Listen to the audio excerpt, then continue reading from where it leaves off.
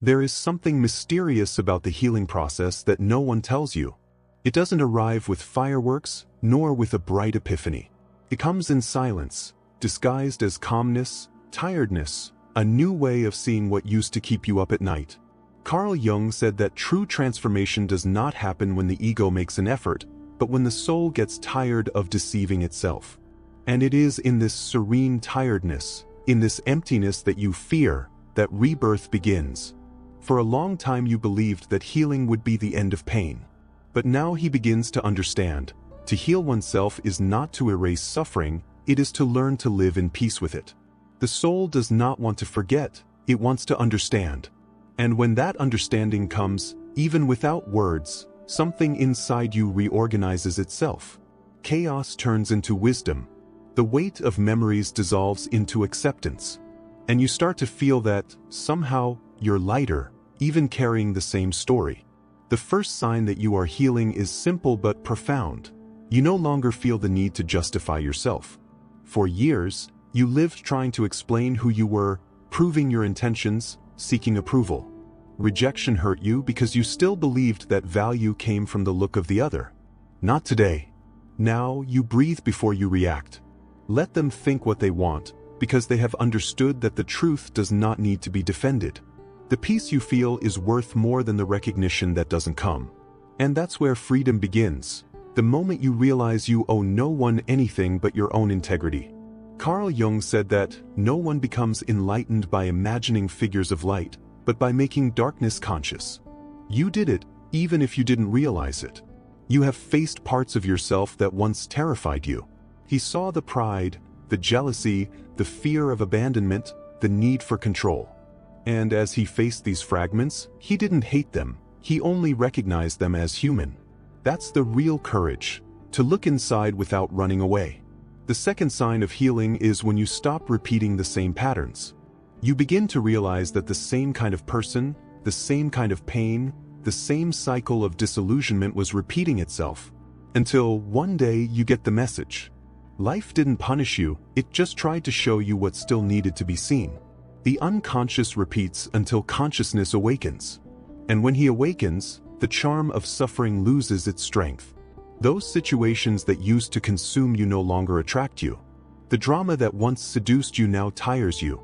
You understand that love is not a fire that consumes, it is a flame that illuminates.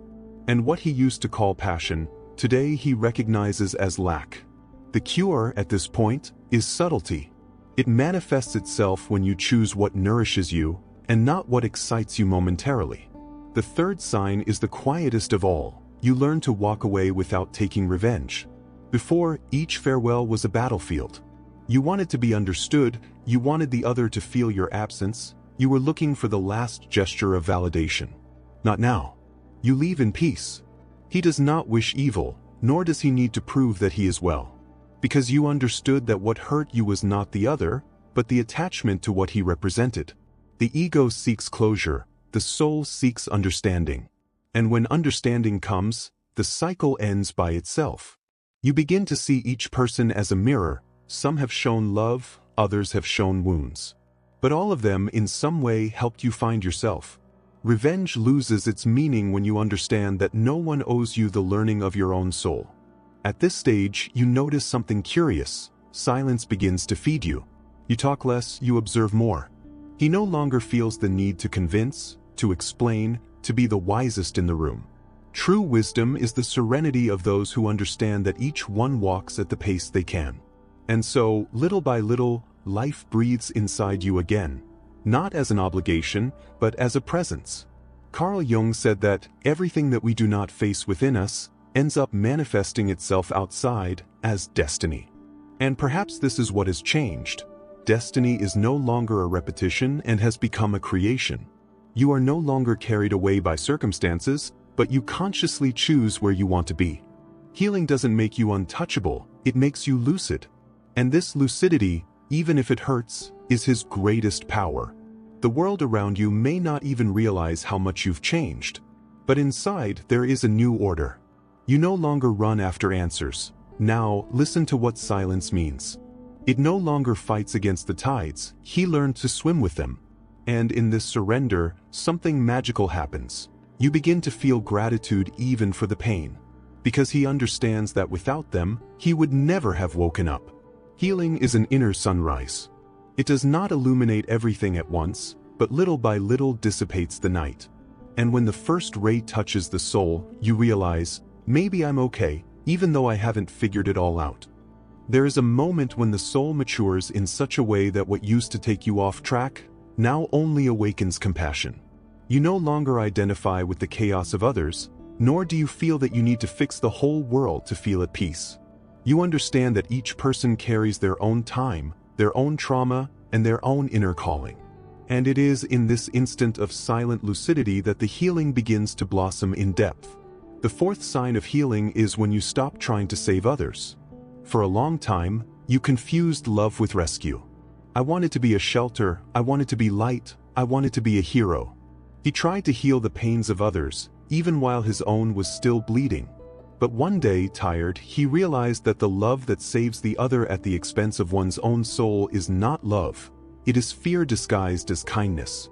Fear of being forgotten, fear of not being needed, fear of not being loved. Carl Jung said that what we deny subjugates us, what we accept transforms us. And when you accept that the other needs to make their own way, something inside you breaks free. You understand that empathy is not about carrying the weight of the other, it is about respecting their fate. Each soul has the right to stumble, to learn, to fall and to rise again in time itself. And that's not coldness, it's wisdom. You begin to realize that people don't need saviors, but examples.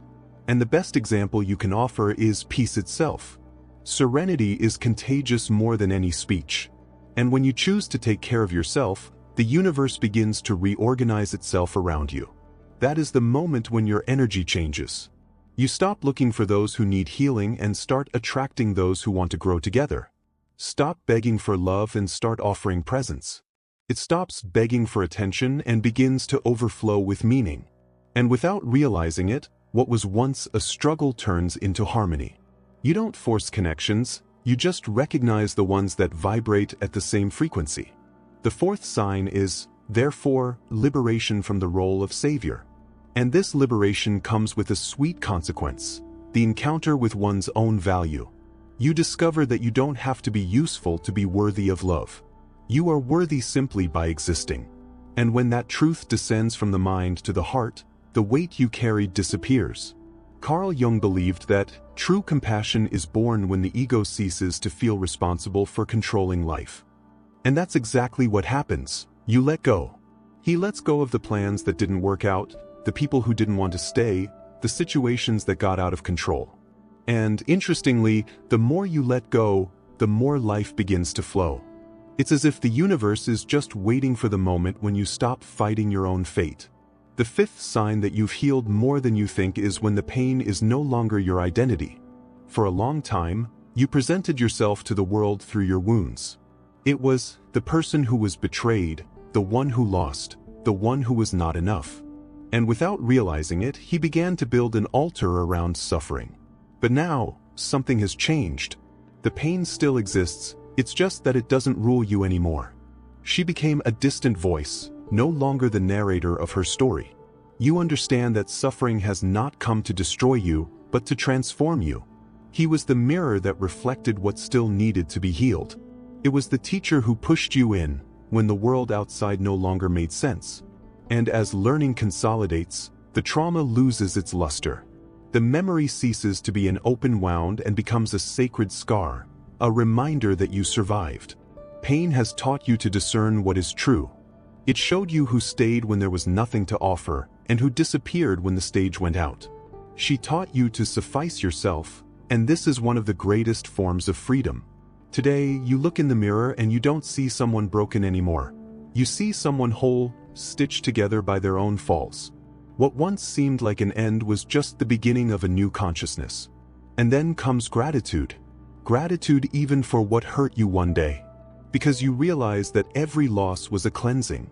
Each rejection was a protection. Each solitude was a summons of the soul to look within. Nothing was by chance, everything was driving. Jung said that what we need to learn, life repeatedly puts us through until we learn it. And when we finally learn, the repetition ceases. It is at this point that the soul rests.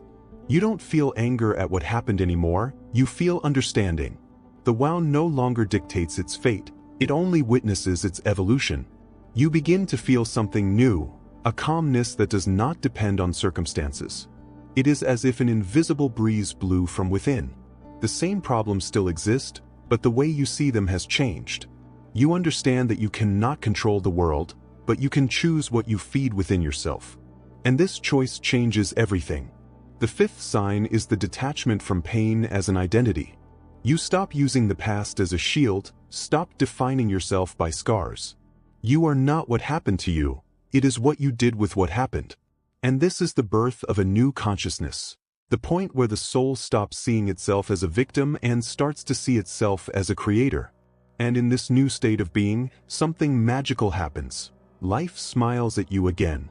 Not because you have become perfect, but because you have learned to see it with the eyes of the soul. The little things, the wind, the sun, the sound of laughter, make sense again. Gratitude occupies the space that was previously fear. And lightness is once again his natural language. There is a silent instant on the journey when the soul stops running. You no longer feel an urgency to be seen, understood, or loved, because you realize that what you were looking for outside has always existed within. The path that once seemed chaotic is starting to make sense. You realize that you didn't waste time, you just needed enough pain to wake up. And now, awakened, you understand that everything that hurt was pushing you to the center of your own consciousness. The sixth sign that you've healed more than you realize is when you start trusting the flow of life. For so long, you believed you needed to control everything, predict, plan, anticipate, protect. But control, as Jung said, is the ego's desperate attempt to avoid the inevitable. The soul does not want control, it wants surrender. And when this surrender happens, something reorganizes itself within you. You stop fighting fate. Stop forcing doors that don't open. He begins to accept that the time of the soul is different from the time of the clock. The anxiety that consumed you gives way to a silent faith, not a blind faith, but a mature confidence, born of the experience of one who has already fallen and risen. You realize that there are no delays, only steps. There are no mistakes, just directions that have taught you to come back to yourself. The people who left, the opportunities that slipped away, the plans that fell apart, none of it was a loss, it was preparation. Life didn't punish you, it polished you. Each absence was space for something truer to enter. Each silence was a disguised response. Each ending was the beginning of something you didn't yet understand. Carl Jung said that what resists, persists, and what we accept is transformed. And you start to live this phrase in practice. Accept what is. Accept the seasons, the cold and the flowery. Accept the pauses, the emptiness, the new beginnings. And in this acceptance, a peace is born that nothing external can give. It is the serenity of those who stopped negotiating with life and started dancing with it. True confidence doesn't come when everything is right, but when you learn to stay centered even when everything feels wrong. You discover that the stability you were looking for outside has always been within, in that quiet spot that Jung called the self, the center of wholeness. The self is the nucleus where the soul rests, the space between the ego and the unconscious. When you touch it, you understand that you no longer need to chase happiness because you are already part of it. Healing manifests itself in this return. You no longer feel the need to prove that you are fine. You simply are. Life goes on with its ups and downs, but something inside you remains still, tranquil, observant. You become the eye of the hurricane, the calm center in the midst of movement. Now, the small things take on a new shine. The smell of coffee, the touch of the wind, the simple conversation. You begin to realize that spirituality is not in grandiose rituals, but in the full presence in everyday life. To heal oneself is to see the sacred again in the simple. And when the simple comes back to move you, it's because the soul is at home again. You also realize that you don't have to fight for love anymore. It flows. Not because someone brought you, but because you became the channel. Love ceases to be lack and becomes consciousness. You love without possessing, you help without invading, you give without emptying yourself. It is a quiet, mature love that does not beg to be reciprocated because it is already complete in itself. That's what healing is all about, the re-encounter with one's own completeness. You understand that you're not broke, you've just fragmented for a while. And that each part lost, each pain experienced, was a piece of the puzzle that now comes back together. Nothing was lost. Everything has changed. Carl Jung said that, "He who looks outside dreams, he who looks inside awakens." And you woke up, not for a new world, but for a new look at the same world. Now you understand that circumstances do not determine your peace, they only reveal whether it is firm. And even when chaos tries to visit you, you smile, because you know it's also part of the dance. The sixth sign is the most beautiful of all, confident delivery. You reconcile yourself with life. You don't demand that she prove anything to you, you just walk alongside her with gratitude. You trust in delays, in encounters, in mismatches. He learns to wait, not with anxiety, but with presence. And in that state, everything flows again, the love, the opportunities, the joy. Because the energy of surrender is the most powerful that exists. It does not bind, it invites. You begin to live lightly, not because life has become easy, but because you have become wise. The mature soul understands that even pain is a form of love, the love that life has for its evolution. And then what was once suffering is now reverence. You are even grateful for what broke you, because you know that without it, you would not have rebuilt yourself so whole. You are no longer the same. But the most beautiful thing is that, for the first time, you feel that now you are the real one. No masks, no papers, no fear. Shadow and light finally walk hand in hand within you. And that's where the real cure lies. Not in becoming perfect, but in accepting yourself completely. In the end, you realize that you've always been healing, even when you thought you were destroying yourself. Each tear washed away a fear. Each fall taught humility. Each end made room for a new beginning. And now, looking back, you understand. Healing was never a destination. It was the path itself. You have healed yourself more than you think. Not because life has stopped testing you, but because you have learned to walk with the awakened soul. And those who wake up never go back to sleep.